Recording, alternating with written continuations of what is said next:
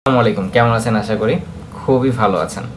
তো আজকের এই ভিডিওটা আমাদের পাইথন প্রাইভেট ব্যাচ 2 এর একদম লাস্ট উইকের প্রথম ক্লাস। তো এই উইকের পরে হয়তোবা আমরা আমাদের পাইথন প্রাইভেট ব্যাচটা ক্লোজ করে দিব।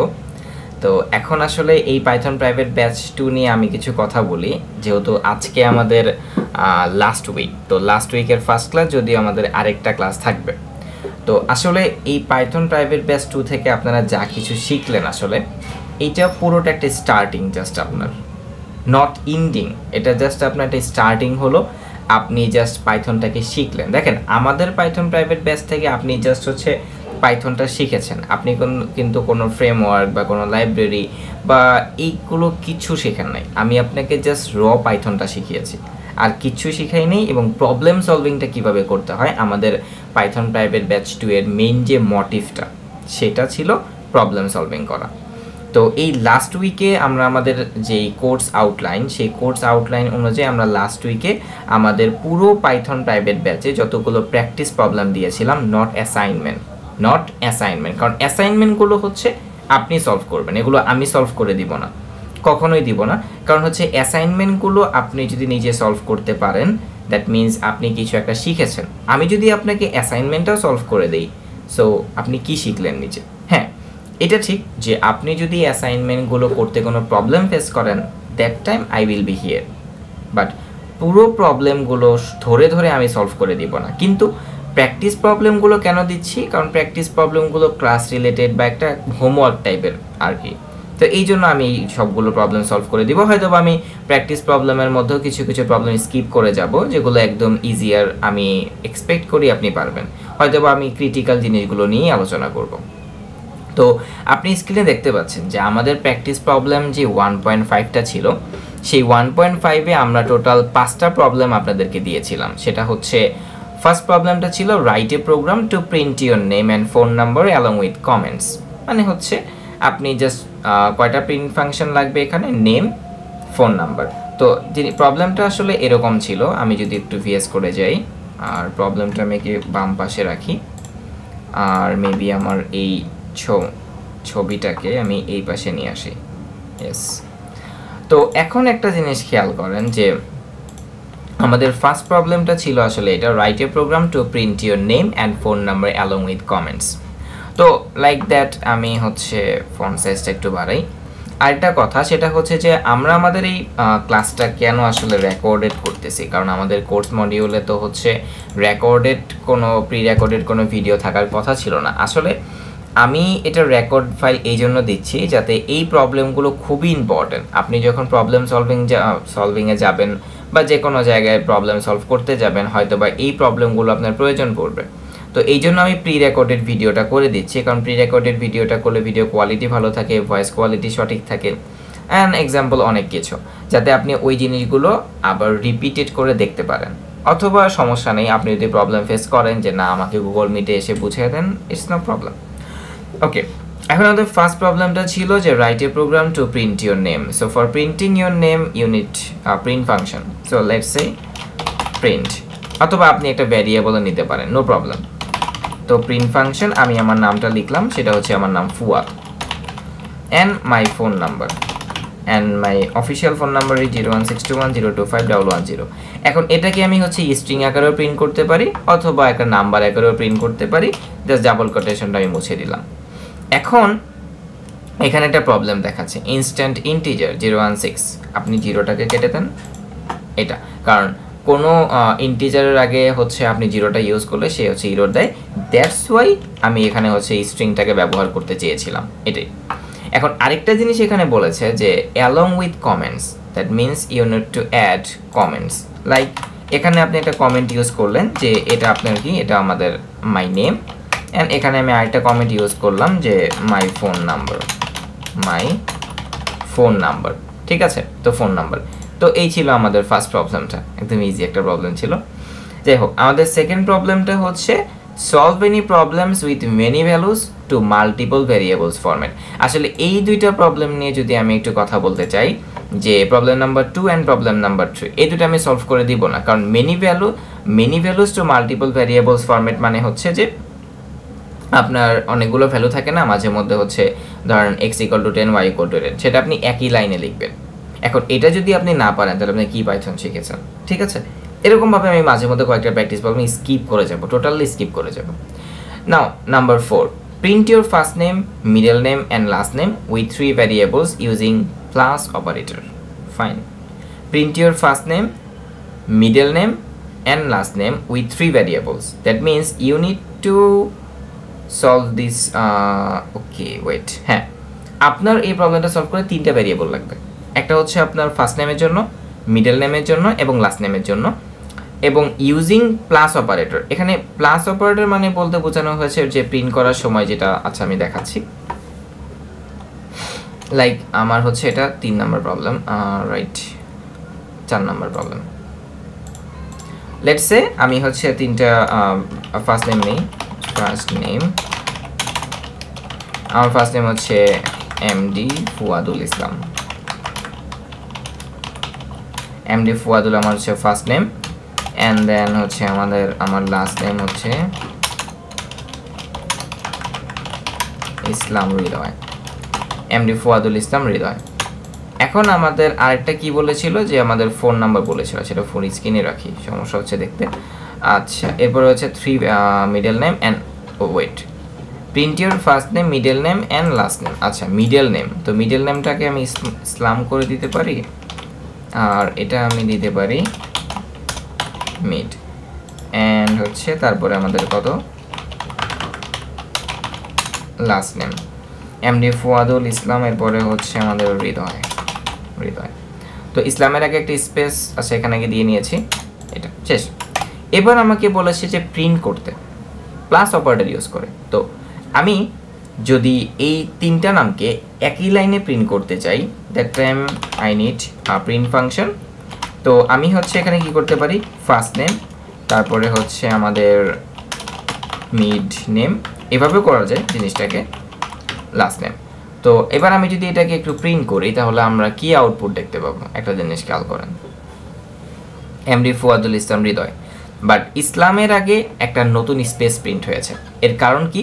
কারণ আমরা জানি পাইথনের একটা কমার জন্য বাই ডিফল্ট একটা স্পেস প্রিন্ট হয়, রাইট? তো এটার পরিবর্তে আমি যদি এখানে একটা প্লাস দিয়ে দিতাম তাহলে কি হতো, আমি স্ট্রিং কনক্যাটিনেশন করলাম জাস্ট, এটাই প্রবলেম ছিল, আসলে আর কিছু ছিল না। খেয়াল করেন, এমডি ফুয়াদুল ইসলাম হৃদয়, এবার কিন্তু কোনো এক্সট্রা স্পেস এখানে নাই। এটাই ছিল প্রবলেম, যে আপনাদের প্রবলেম বলা হয়েছিল যে print your first name, middle name and last name with 3 variables using plus operator. And now tell me something about the global variable. আসলে এই গ্লোবাল ভ্যারিয়েবল এই কনসেপ্টটা আমি আপনাদেরকে বলেছিলাম যে গুগল থেকে শিখতে। তো আমি যদি হচ্ছে গুগলে গিয়ে এই গ্লোবাল ভ্যারিয়েবল সম্পর্কে একটু সার্চ করি যে what is global variable, or হচ্ছে global variable concept, global variable in Python, okay, global variable in Python. So global variable in Python একটা আর্টিকেল আছে সুন্দর, আমি একটা আর্টিকেল পেয়েছিলাম, নো W3 স্কুলে, হ্যাঁ W3 স্কুলের আর্টিকেলটাও খারাপ না, আপনি যদি এটাতে যান,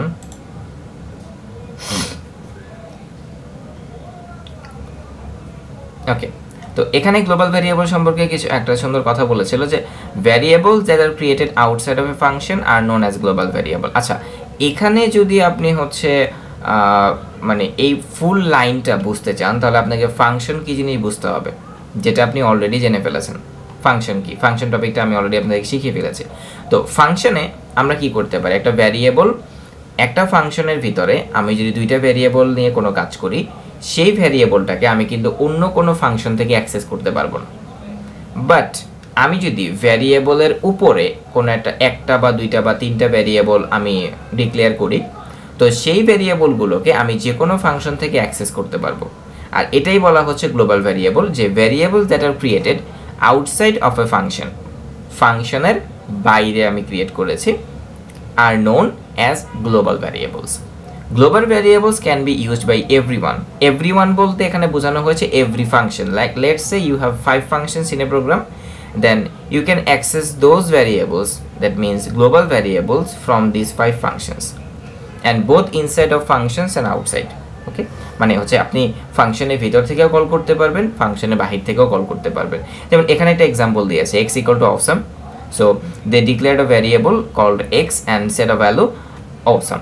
এখন এখানে একটা ফাংশন আছে my function, print Python is plus X. খেয়াল করেন এক্স ইকুয়াল টু অসাম মানে এক্স ভ্যারিয়েবলটা কিন্তু এই ফাংশনের ভিতরে নাই, আছে কোথায়? এই ফাংশনের বাহিরে, কিন্তু সে এই ফাংশনের ভিতর থেকে এক্সটাকে অ্যাক্সেস করতেছে। সো সে এটা পারবে, কারণ কি এক্সটা কিন্তু একটা global variable. Okay, if you create a variable with the same name inside a function this variable will be local. কি বলেছে জিনিসটা একটু বুঝেন। If you create a variable with the same name inside a function this variable will be local, মানে আমি যদি এই x নাম দিয়ে আরেকটা ভ্যারিয়েবল আমার ফাংশনের ভিতরে ক্রিয়েট করি তাহলে সেটা হয়ে যাবে লোকাল ভ্যারিয়েবল। সেই ক্ষেত্রে সে কিন্তু আর সেই অসামটাকে অ্যাক্সেস করবে না, ওই এক্সটাকে অ্যাক্সেস করবে। তো আমি এই কোডটাকে কপি করে আপনাদেরকে একটু দেখাই। এটা আমাদের প্রবলেম নাম্বার ছিল 5, রাইট? 5.py। ওকে, খেয়াল করেন আমি ফুল স্ক্রিন করি আর এই জিনিসটাকে একটু এখানে নেই। তো আমি যদি হচ্ছে ধরেন এই কোডটাকে এখন রান করি তাহলে আমাদের কি আসবে? Python is awesome, right? Python is awesome.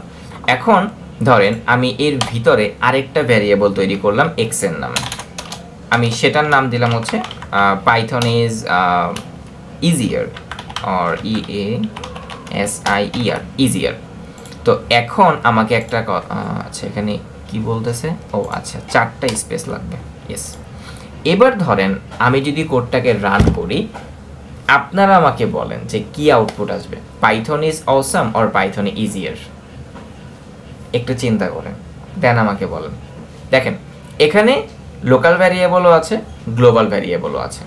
তো লোকাল ভ্যারিয়েবল কোনটা এবং গ্লোবাল ভ্যারিয়েবল কোনটা?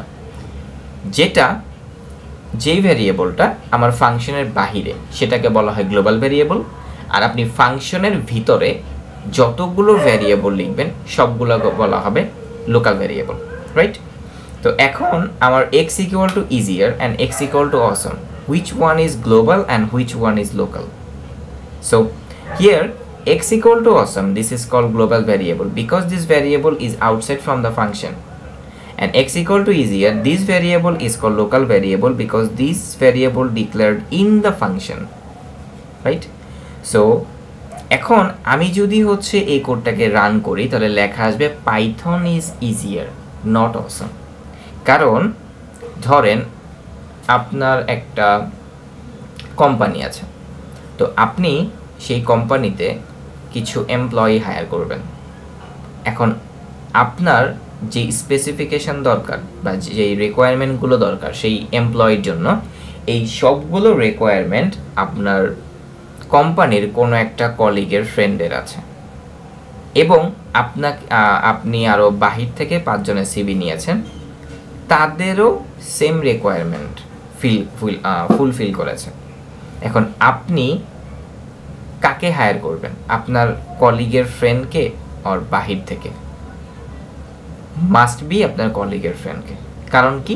কারণ সে আপনার পরিচিত, আপনার পরিচিত না হোক আপনার কোম্পানির কলিগের পরিচিত, কারণ তখন আপনার কমিউনিকেশন স্কিলটা গ্রো করতে কম সময় লাগবে বা খুব দ্রুত হয়ে যাবে। ঠিক সেই ক্ষেত্রে এই ফর্মুলাটা পাইথন ইউজ করে যে এক্স হলো ইজিয়ার, এটা তার লোকাল ভ্যারিয়েবল। লোকাল ভ্যারিয়েবল মানে তার নিজের, মাই ফাংশন যে ফাংশনটা, সেই ফাংশনের নিজের variable X equal to easier. আর এক্স ইকুয়াল টু অসাম এই ভ্যারিয়েবলটা তার নিজের না, এটা সবার, গ্লোবাল। ঠিক আছে, এই জন্য এখানে আউটপুটটা আসবে Python is easier. Let's run the code. Python is easier. আমি আশা করি গ্লোবাল ভ্যারিয়েবলের কনসেপ্টটা নিয়ে আর কোনো প্রবলেম নেই। তো এই ছিল আমাদের প্র্যাকটিস প্রবলেম যে 1.5টা, সেই 1.5 এর সলিউশন। তো আমি একটা কাজ করব, প্রতি উইকের জন্য মানে প্র্যাকটিস প্রবলেম 1.5 বা প্রতিটা উইকে যতগুলো প্র্যাকটিস প্রবলেম থাক 1.5, ধরেন আমি ক্লাস অনুযায়ী বা উইক অনুযায়ী আপলোড করব। যেমন এটা হচ্ছে আমাদের উইক 1-এর 1.5, সো 1.5 এর জন্য একটা ভিডিওই থাকবে, 2.5 এর জন্য একটা সিঙ্গেল ভিডিও থাকবে। এর কারণ কি, আমাদের সাইকোলজিটা এইভাবে কাজ করে যে আমাদের ভিডিওর লেন্থ যদি আমরা দেখি 20 মিনিট, 30 মিনিট, 40 মিনিট, সেক্ষেত্রে আমাদের কনসেন্ট্রেশনটা খুবই লো থাকে। বা যখন আমি দেখবো আমার ভিডিও ডিউরেশনটা কম, তখন দেখবেন আমার কনসেন্ট্রেশনটা খুব ভালো থাকে। এটাকে সাইকোলজি, আপনি নিজে এক্সাম করতে পারেন। তো এই জন্য আমি 1.5-এর জন্য একটা সিঙ্গেল ভিডিও, 2.5-এর জন্য একটা সিঙ্গেল ভিডিও, 3.5-এর জন্য একটা সিঙ্গেল ভিডিও, এরকম সিঙ্গেল ভিডিও করে আমাদের যে অফিসিয়াল যে গুগল ক্লাসরুমটা আছে সেখানে আলাদা আমি একটা সেকশন খুলে দিব একটু পরে, যে প্র্যাকটিস প্রবলেম সলিউশন। সেখানে সুন্দর করে এই প্র্যাকটিস প্রবলেমগুলো থাকবে, যেই গুগল ক্লাসরুমের অ্যাক্সেস আপনার কাছে লাইফ টাইম থাকবে, আপনি যে কোনো সময় এসে দেখতে পারবেন। তো এই ছিল আমাদের 1.5। তো এরপরের ভিডিওতে আমরা 2.5টা সলভ করবো। সো চলেন 2.5-এ চলে যাই।